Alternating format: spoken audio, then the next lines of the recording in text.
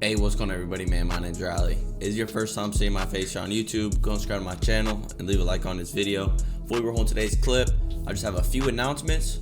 We have been live streaming here on YouTube, Kick, and Twitch. I'm gonna go ahead and leave the links to the other channels down in the description below. We usually stream about 5 to 6 days a week, and we just been around like a lot of PC games and pretty much just vibing out and chilling. So if you're interested in that type of content, go ahead and hit the notification bell so you know when I go live, and come pop in and say what's up. I'm happy to meet some of y'all in the live chat. And other than that, we also have this giveaway up for you guys. As you can tell, we just reached the 500 subscribers, which I very much appreciate.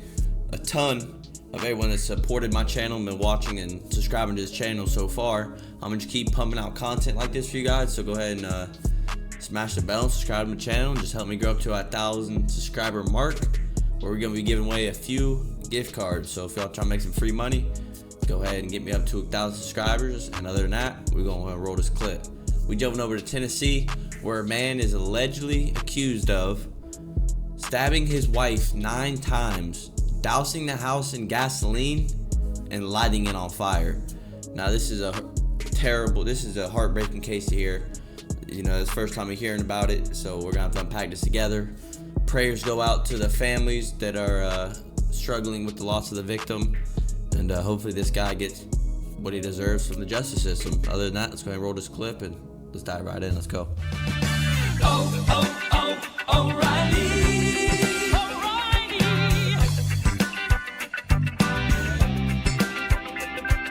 Alright, you guys, we're gonna roll this clip. Make sure you're comfortable, grab something to snack on and something to sip, and let's enjoy this video together. A Tennessee woman is in the ICU trying to recover from horrific wounds that she says were inflicted on her by her husband in front of their children. We're going over the latest details in this awful case with Christine Grillo, a former prosecutor with experience in domestic violence cases. Welcome to Sidebar, presented by Law and Crime. I'm Jesse Weber. Tessa Mallow's mother says she was supposed to bring her children to meet up with their aunt and their grandma on Monday night. But instead, Tessa ended up in the hospital fighting for her life. So it looks like she's still alive. I take that back. I thought she succumbed to her injuries, but prayers go out that she actually overcomes her battle in the ICU. You know, praying that she actually does overcome that and get witness her piece of shit husband get punished for what he did. Tennessee Bureau of Investigation and Dixon, Tennessee Police Department. 28-year-old Zachary Mowell is charged with attempted first-degree murder, aggravated arson, aggravated assault, and domestic assault. He's behind bars on a $765,000 bond because Tessa's mother, Tina, told local news outlet WSMV that Tessa told her, "Mama, he tried to kill me. He was leaving me to die." Investigators say Tessa and Zachary were inside their Dixon home when Zachary allegedly grabbed Tessa's arm and started stabbing her. He then repeatedly doused her in gasoline, loaded the kids into the truck, and set the home on fire, their children. Tessa told her mom that her oldest son, just 8 years old, tried to call 911, but Zachary wouldn't let him do it. Fortunately and miraculously, 2 people in the area, picking up a Facebook Marketplace item of all things, saw the smoke. They actually rushed into the home to put out the fire. Medics found Tessa with the knife still sticking out of her body. It appears she had to drag herself to the back door and collapsed. It's unimaginable to think about, and have to highlight the heroic actions of these people. It's unbelievable. Now, Zachary actually returned to the home, the crime scene, and he was arrested because, according to court documents, he walked up to one of the officers and said, "I did it. It was me." Tessa, she remains hospitalized. She's reportedly paralyzed from the waist down, has 3rd-degree burns. There's a GoFundMe page that was set up to cover the hospital costs. Tori Trotter, Tessa's twin sister, wrote on the page, she has 9 stab wounds. All her ribs are broken, collapsed lung. Her entire right leg has severe 3rd-degree burns, and she's also paralyzed from the waist down. Man. Tessa is strong, but she has a long road to recovery and therapy. Tessa is the strongest person I know, and her and her boys did not deserve this torture. She also noted that the 2 boys are safe with her and her husband.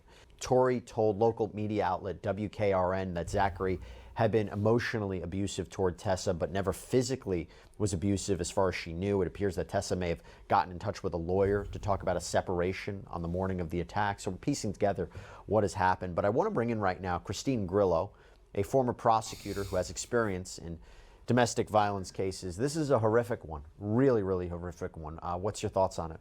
Well, it is horrific, but unfortunately, it's not such an unknown tale, if you would.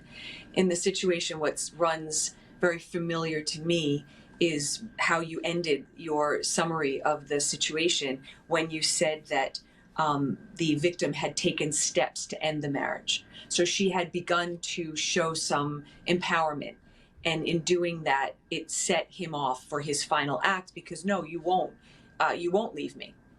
I won't let it happen. You won't control, because in these situations of domestic violence, the abuser has to have that power and control. Once the victim starts to demonstrate that they won't be controlled, that's when the abuser really, really acts out. And in these cases, I've said this before exactly on this podcast too, these domestic violence cases, they don't graduate to this horrific act. They don't start to first yell and then maybe slap and then do perhaps what happens in the movies. No, they don't. They go from just the, like you said, verbal abuse, right to the ultimate, if they could, once they feel they're losing control. So it is a horrific one at that.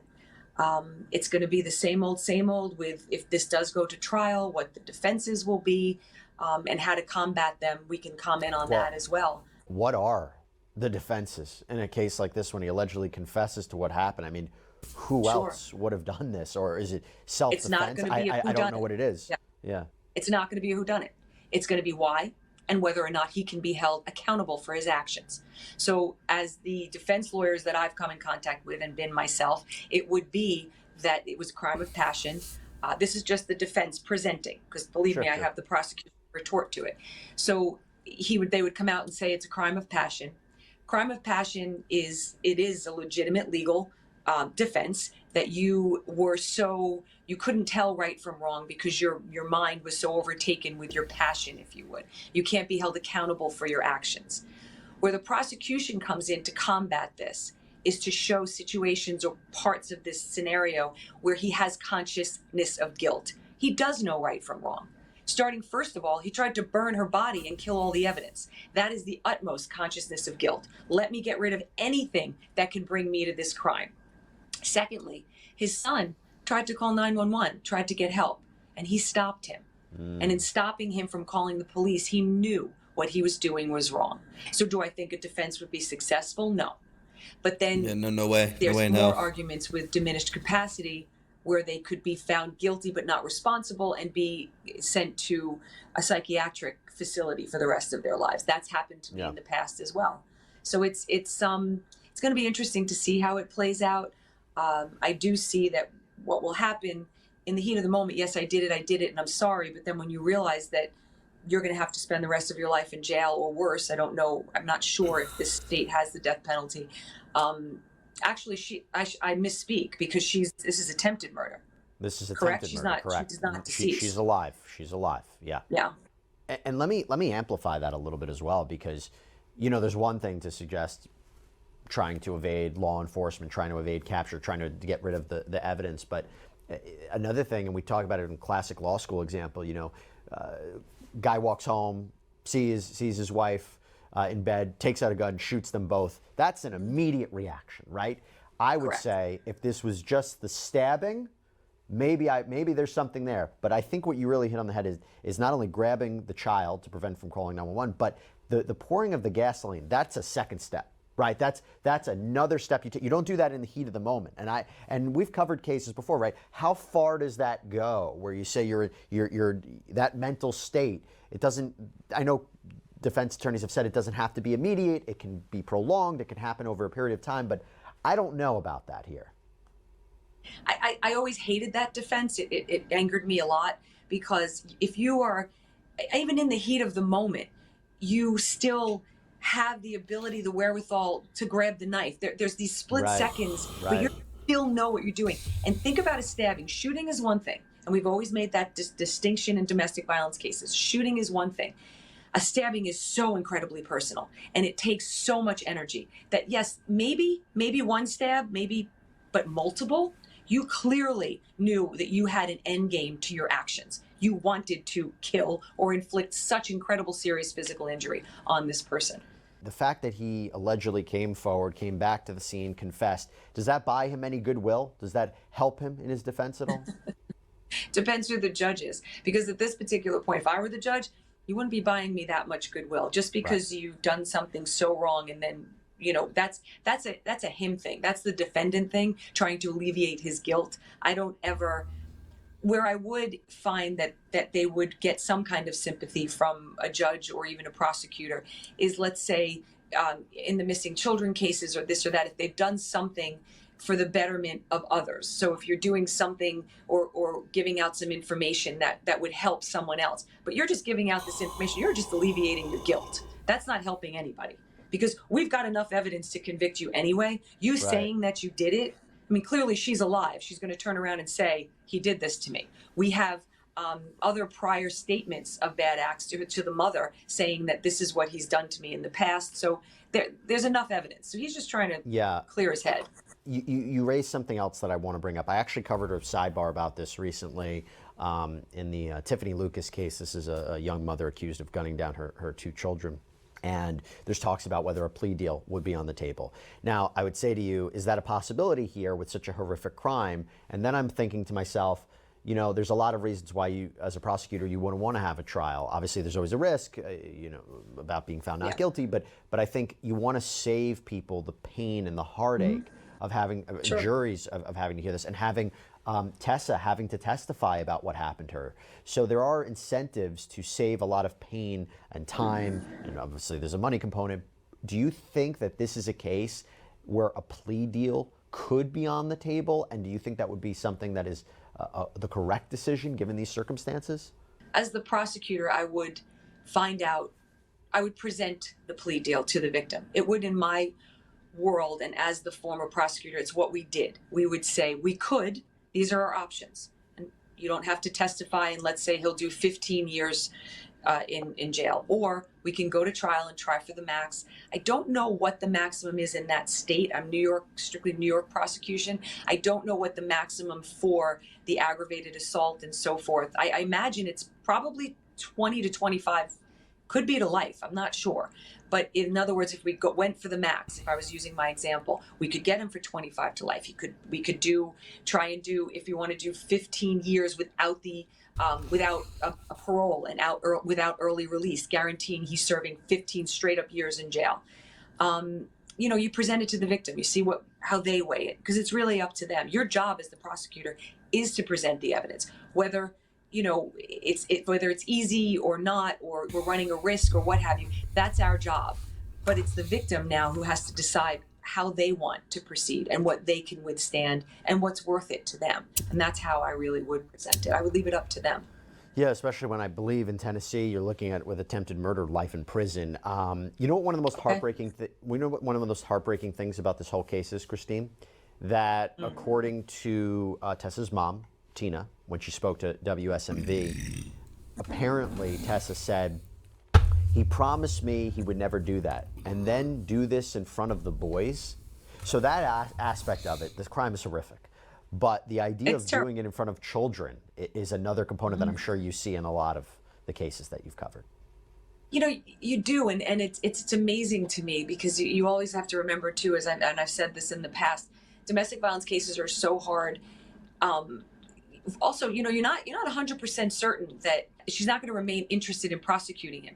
There's a chance, you know, that now she's going to come out paralyzed, and this has happened in the past where the injuries, women go back. They go back, because you have to remember these relationships began on love. They had children together. She'll now start to think about what her situation is going to be like, raising these kids alone with her injuries and so forth and so on. I'm not saying that's going to happen, but I am saying that in my experience in the past, I've had to proceed with cases without the victim's cooperation, that they do not know, they no longer want to prosecute. They no longer want to see the father of their children rot in jail. They just don't. They wanted to make it better. He may convince them, like you said, where he said he would never do this.